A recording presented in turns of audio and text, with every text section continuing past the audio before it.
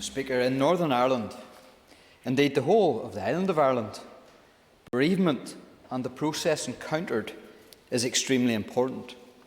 The wake brings such comfort to so many loved ones who will be in shock trauma.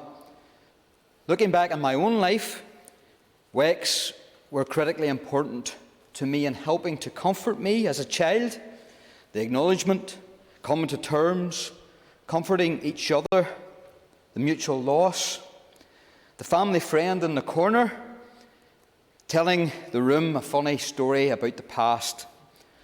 At that point, laughter, in amongst the tears, has the most healing qualities imaginable. The comfort of seeing so many folk turn up at a funeral of a dearly missed family member. They do not have to say anything. They just have to be there. You physically carrying your loved one on your shoulder, out of your... Yes, yeah. I appreciate the member for giving way. Does the member agree with me that one of the things that's absolutely galling about this situation is that for week after week after week, the Deputy First Minister, alongside the First Minister and sometimes the Minister for Health and the Chief Medical Officer, have fronted up telling our people how essential these restrictions are? Thank you, Mr. Speaker, and thank you for the intervention to my colleague. When you physically carry your loved one on your shoulder, out of your home place, along your local street, on their last journey, arm in arm with your brothers and cousins, it has a profound significance. Witnessing the burial of a loved one, no matter the weather, has a lasting anchoring in the mind to the place and time, a connect that will never be broken as long as you live. Context, Mr. Speaker, that we find ourselves in this horrendous situation, whereby a political party, whereby ministers in the executive, whereby MLAs in this place corrupted and copper-fastened that sense of loss in people who have been deprived of that relief. 12,000 multiplied by many times. That's the immeasurable number of people who have been impacted by the actions of Sinn Fein. It's not only anger that has gripped the people of Northern Ireland. It's not only frustration.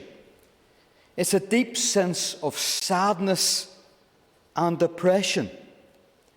But more hurtful and impactful than that, Sinn Féin has spread a cloak of regret and, dare I say, a sense of guilt to all those people who buried loved ones without giving them the funeral service they deserved. All these families who sought guidance from undertakers into what could and couldn't take place. All those families who sought guidance from the local minister and priest of what could or couldn't take place. All those families and individuals who had to choose which brother, sister, cousin, nephew and niece could attend or not attend. How cruel is that? How cruel are these restrictions? How cruel is Sinn Féin? All these families and individuals knew or sought advice. They were all too aware of the restrictions. Yet the very people who formed the restrictions, created the law, scrutinised it, yet they make excuses that they didn't understand it. That's why they live their days now in regret and guilt. That's why those people who had to make difficult decisions and choices now live with regret and guilt. Mr. Speaker, this has always been about supremacy. When mourners were locked out of Roselawn, Sinn Féin were parading in their thousands down the street, organising sham funeral orations in Milltown, the place where the remains were not even interred. when Sinn Féin were promoting and organising travel arrangements, speaker systems, crowd control, negotiating with the PSNI and inserting their Sinn Féin plan, when law-abiding citizens could only give a small, humble send-off for fear of fine and penalty. Sinn Féin cannot be seen to be above the law. They have corrupted this process, this democratic process, the restrictions. They've corrupted the police actions. They've corrupted the actions of the PPS and their determinations. It is a corruption that cannot be tolerated.